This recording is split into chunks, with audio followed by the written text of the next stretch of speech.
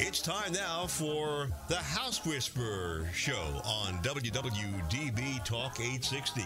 Stay tuned for expert advice about maintaining your house from the roof to the basement, featuring professional home inspector Jack Milne. And Jack has a very important and very fascinating topic to talk about today. Jack, welcome back to the airwaves here at WWDB. Well, thank you, Barry. Hope everyone had a wonderful Christmas. I always breathe this huge sigh of relief after 12/25. But yeah, Barry, it was a great break and a great time, with family. We had a marvelous dinner, and we talked about food safety and kitchen safety right before Thanksgiving. And I know, the Christmas table held 17 again this year, so I'm looking forward now to the first. And I know next week we're going to have Jim McKissick on the air, which is going to talk about appraisals. So both of us are going to take it as a tangent to see what we both see through our crystal balls and how we can get excited for 2014. But today's topic is actually skylights. And, over the past few weeks, we've had a fair amount of snow, and I'm always looking up at my skylights and seeing how they're doing. So I would dedicate a show to skylights. Are they worth putting a hole in my roof? So before I kick in, I do want to thank my sponsors because, again, without them, I wouldn't be on the air. So let's start with Pest Blaster. Again, radon, mold, wood-destroying insect evaluations, and pest removal. And their website is pestblaster.com.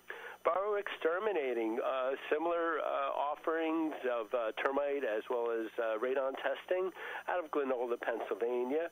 And their website is burrowexterminating.com. Buxmont Inspections, on-site sewage evaluations, they are truly the best in the business. Their website is buxmontinspections.com. And, of course, brainflushgear.com. Can't get any easier than that name. And then finally, Tri-County Inspection Company. Our website is tcinspect.com. I do ask you to visit the website. You get to know the backgrounds of all my inspectors. And I'm pretty darn proud of this company and the 70-some-odd thousand clients that we've served. So looking at the email box, this guy by the name of Jack, what a great name, from Croydon checked in. And he had a really cute comment. He goes, "My wife listened to your show about ladder safety. Last week, as she was handing me the Christmas lights, she also handed me a bungee cord and told me to strap the ladder. The ladder was more secure, and so was I. So thanks for the tip." I said, "Jack, thank your wife for me, because she was the one that gave you the tip. But any questions anytime, please email me at thehousewhispershow@gmail.com. And, of course, please visit the archives at thehousewhispershow.com. And, by the way, guys, do me a favor. If you're using one of my sponsors, let them know that you've heard their name and their ad and on the House Whisperer Show. That would help me help them. So today's topic, skylights. Are they worth putting a hole in my roof? And the quick answer is absolutely. But the key is it has to be well manufactured, and can be installed easier, but it has to be done by a qualified contractor, and I can't emphasize that enough. And today's show, I'm actually going to break into two segments. I'm going to talk about the history of a skylight and then the second-generation skylight, because I think it's important that as listeners you understand how they've improved over the past 25 to 30 years. So delving back, the first skylights were actually used on porch roofs. And they were introduced to bring light back into the home that was compromised by the addition. So if you think about those homes that were built in the 60s and 70s, where we had a kitchen and a family room, all of a sudden, man, all daylight disappeared because you put the porch roof on over the existing concrete patio. So old skylights were actually very simple. You use 2x4s as a curbing, then you bent some metal as a flashing, and then you either use tempered glass or a fiberglass bubble that was designed to fit over the 2x4s, and then you caulked it profusely. Next, pray they don't leak. Okay, because after a while, especially depending on the exposure of the skylight, the caulking didn't seem to last back then. But it was a good beginning. It offered light back into the home at a reasonable cost. Again, with poor truths, so what if they leaked? You know, it would leak onto the concrete. It didn't leak onto your hardwood floors. But like anything new, improvements were made with time, and I kind of laughed and said, you know, think Obamacare. But that's a whole other topic for another day. But finally, another day did arrive. And when you go from a homemade curb kit with fiberglass, which, by the way, was actually 2 fiberglass shells for insulating purposes, these shells were either found to be clear or you had this amber finish, and were popular in the homes in the late 70s to right about the early 90s. But a couple things happened. One, because of the ultraviolet rays of the sun bearing down on this fiberglass, the fiberglass just naturally broke down and became extra crispy and would eventually crack or just leak. And two, as a home inspector, I always told my clients to replace the skylight whenever you put on a new roof, because skylights generally last, and especially those early fiberglass models, you were lucky to get 15 to 20 years out of that fiberglass before it would fail. And then, of course, the tempered glass. I think after the third, fourth, or fifth time that someone had to try to peel it up or the glass cracked or whatever, people just got frustrated with them and said, the heck with it. Now, another skylight that I think most popular in the city are those mechanical skylights that you find in your bathrooms. Because, you know, anyone who lives in a row home in Philly knows that, you know, without the benefit of a window, the skylight offered both venting as well as some daylight. And, you know, with the way that the roof systems are being designed now, we either have 3-ply hot roofs, modified bit, or rubber. Again, I recommend the skylight whenever you put a new roof on the building. But again, you always want to keep your eye on the skylight, and if your roof is aging, please replace it to the roof. Skylights can be installed individually or in groups. Depending on how many units are grouped, certain flashing kits are required. By grouping, the looks are very dynamic, but keep in mind heat loss as well as the overabundance of sun, and depending on exposure, may require additional thought. Spacing of maybe 2 or 3 skylights will allow for even light in what I call the larger rooms or great rooms. So if you do have that rancher-style house where the kitchen merges with the family room and you want to generate nice even light across the space, think of grouping your skylights a little bit further apart. When I did my home, I went 2 rafter bays between my 2 skylights. So once again, it afforded me to hang my 52-inch paddle fan, or what I call paddle fan, a ceiling fan, between the 2 skylights. So that once again, when I really want to move air out of my family room, I open up the skylights, I put my fans in reverse, and just draws the air from my open windows and my sliding glass door right out literally through the roof. And you know, if you're really going to group them close, it can allow for more of a framing circumstance. So it's going to involve more roof work, more contracting work, and it could also offer the potential of water leakage. So when I think of massive groupings, I think of when you go skiing and you're in the mountain resorts or some other exotic location where you look up and you just, all you see is sky. Believe me, someone's paying that heat bill, especially for what we're paying for with lead tickets. So give it thought. It takes a lot of thought. Talk to your husband, your wife, talk to your contractors, talk to friends, once again, who have skylights, because once they're in for good. And I think it's a great move. It adds a lot of dynamic feel and look to your home. It adds diversity. And you know what? I think it adds to the purchase price or the sale price of your home. So the moral of the story is, if you're going to put a hole in your roof, just put a darn good product in it. Barry, I'm going to ask that we take a break. It might be a little bit early as to our schedule, but when I get back, I want to talk about the next phase of the new skylights, the Velux, the Andersons, and the Pellas. So let's take a break now. Okay, we will do that. We'll listen to our sponsors. We'll do that, and we'll be right back with the House Whisperer, Jack Milne, right after this.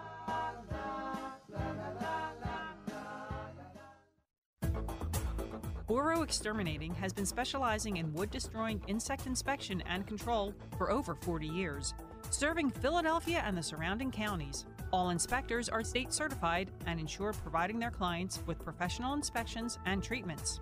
Boro not only performs conventional termite treatments, but also handles special services like historic buildings and homes with wells, creeks, or ponds. The client is assured that all treatments will be performed safely when you hire Boro to do the work. They also provide radon testing in their service area. Boro's full-time office staff is available to help you schedule an appointment. Just call 610-586-5640 or send an email request to boroinspects@verizon.net. That's 610-586-5640 or email at boroinspects@verizon.net.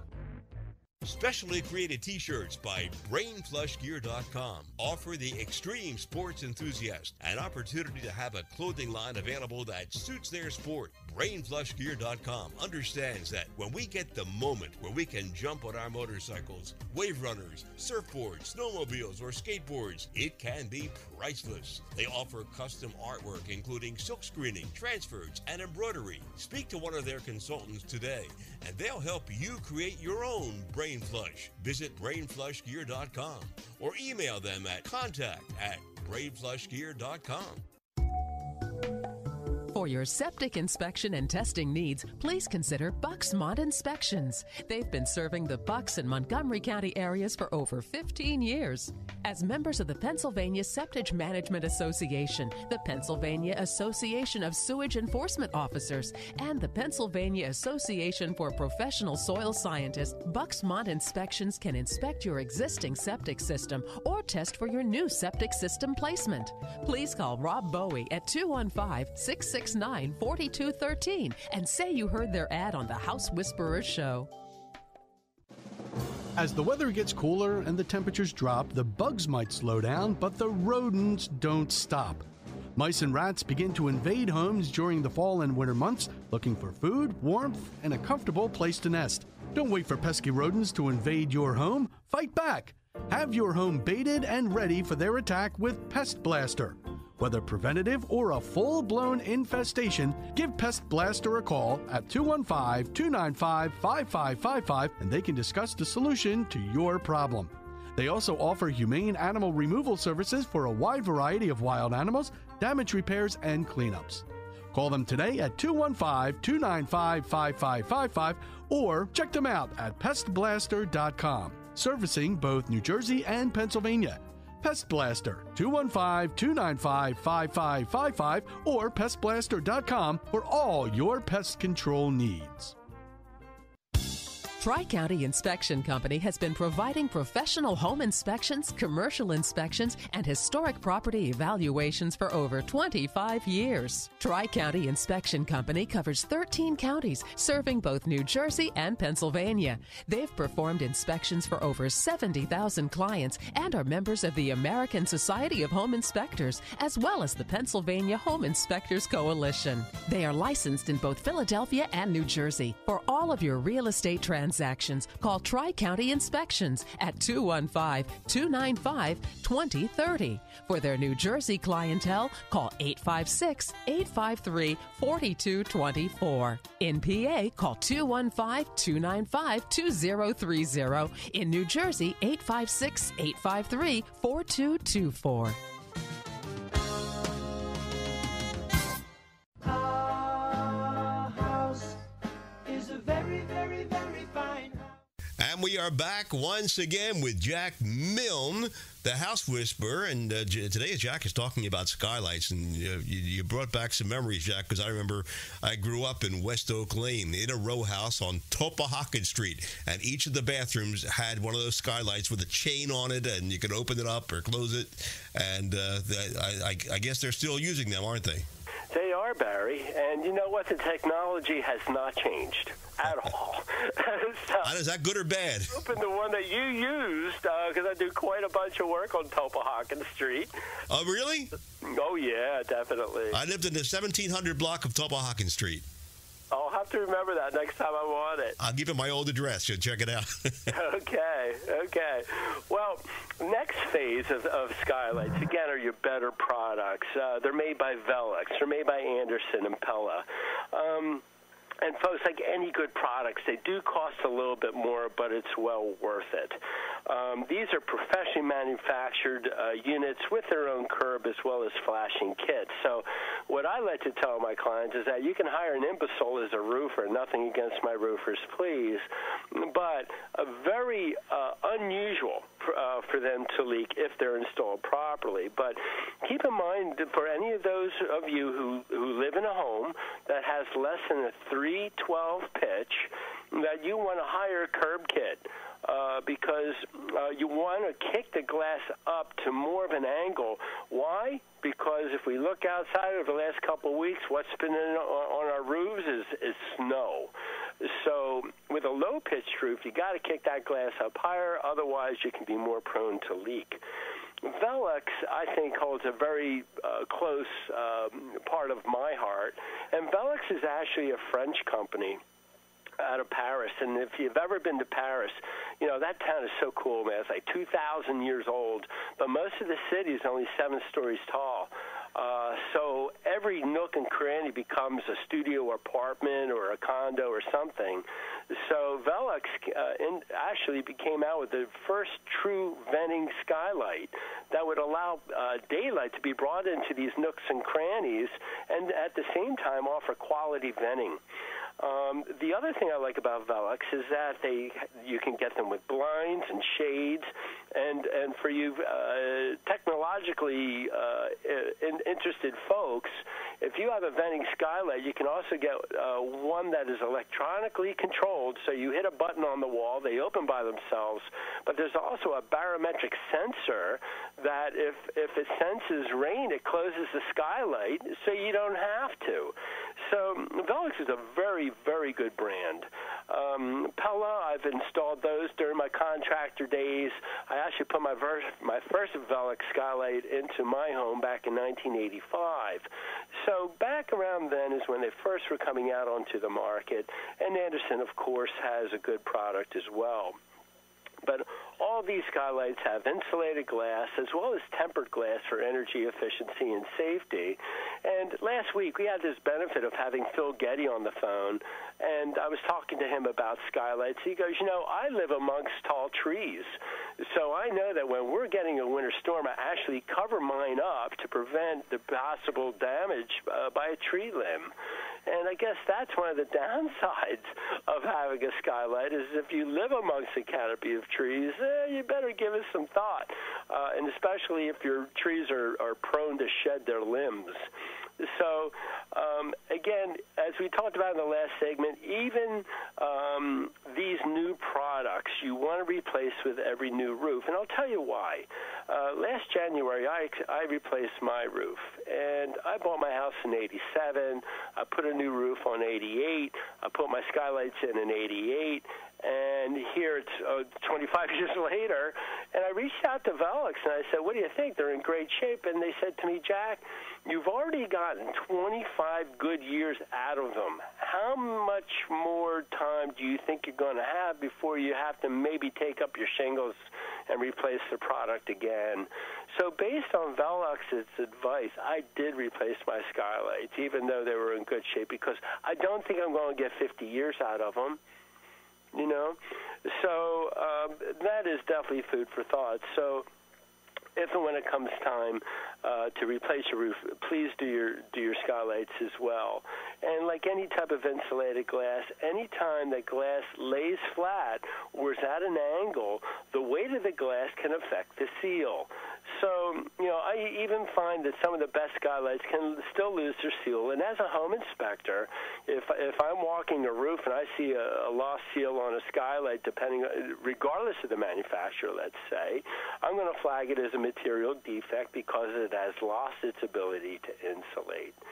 So, if you're thinking of purchasing a skylight, I would say budget between $300 to $600 per unit.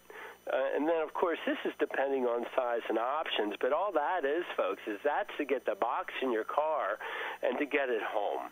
Okay, so the cost will jump from there because you need a general contractor, because the installation is going to require the following. You're going to need a roofer. You're going to need a carpenter to sister the rafters to provide headers for support, and also discuss options like shaft size and angle, because you want to be able to direct your light where it's intentioned. And then, of course, once it's in, then you need a sheetrocker, right? You need to tape and spackle, and then you've got to paint. So there's quite a few steps when you put a hole in your roof to make it work to your advantage. So the shaft and the angle size, again, are very important because the shaft directs the light where you want it, and the angle sets the tone. So let's say you want to put your skylights on the east side of the building. This is going to bring in morning sun without much heat. Western exposured skylights will bring in the afternoon sun with some intensity of heat. Now, of course, southern exposure brings daylight in all day, and that's where you might have to think of a shade or a blind, depending on your angle and your shafts. And then, of course, the north side will always bring what I call muted light. So each direction of your house can make a difference as to what kind of effects you want with the light that's now coming in. Now, where can they be installed? And again, I think of all these different options. Again, you got your second floor bathrooms that don't have a window. How many ranch homes out there have dark rooms? Back to the bathroom, I mean, how many times have you thought about maybe remodeling your bathroom and there's a window in the shower area? Kind of uncomfortable, isn't it? So most people will take the window out, but then you're left windowless. So this gives you another opportunity to do the skylight and make it venting, so that you can go ahead and crank it open, get the moisture out, and also let the daylight in. So when I built my house in 85, I put a 4x4 skylight in my stairwell. And my stairwell went up 7 steps. You landed on a platform, then you turned to your left, and you went up the last 6 steps. I'll tell you what, this skylight was fantastic because it offered natural light all day.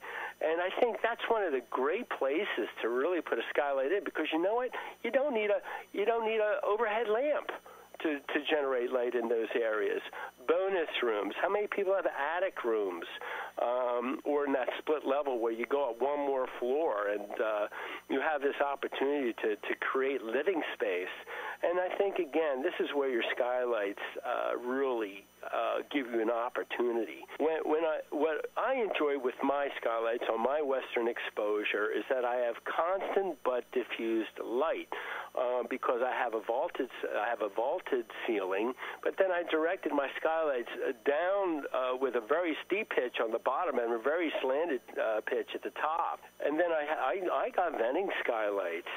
And the reason I like that is because on the special days, you get your crank out and you open them up, and then I put my 52-inch paddle fan on. I'll tell you what, I really flush my family room. And one thing I get a lot of raves because people walk in and say, wow, when did you do that, and how do you like it? And I get a lot of curious looks from visitors, and it seems like endless questions, as to how they work and do I like them.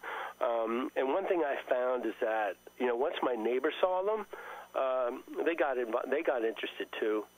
And I think that's one of the neat things about being a home inspector and being out there in the field and getting a lot of good ideas. if you're thinking about skylights, these are some of my suggestions. Number one, stick to Velux, Anderson, or Pella's, although, again, I think my favorite is the Velux. Two, you want to hire a professional general contractor with referrals. It is a project. We have to strip off some of your shingles. We have to create the openings. We have to be part of the discussion with the contractors to where you want your light, how many skylights do you want, where's your placement, do we need a high curb kit or a standard flashing kit? So there's going to be a lot of discussion. And, of course, when they get into your attic or the areas above where the skylights are going to be installed, there's going to be a lot of disruption, and especially with people walking around your ceilings, creating those shafts. So it is quite a project. It's going to take probably a good 2 to 2.5 weeks from start to finish, especially with paint. Think about the direction of your home and how the skylights will take advantage of the house design layout as well as the maximum use of light. And personally, go venting. It costs a little bit more, but as I like to say, do it once and do it right, and you're going to find it's worth it. Plus, they move the air in and out of the home. So it's a natural way to vent that space. Talk to your friends and neighbors who may have skylights and get their thoughts on it. You can talk about, does it overheat the room? Have you thought about shades or blinds? Again, think about their application versus what you're considering. And again, I can't emphasize enough. Switch them out with every new roof. And don't put mirrors in the shafts, as it may direct the light, and unintended light and heat, to areas that you don't want it. Jack, it's time to say goodbye. Well, as unfortunately, please spend time with friends and family. And by the way, everybody, Happy New Year. And don't forget to tune in next week for another edition of the House Whisperer Show with professional home inspector Jack Milne.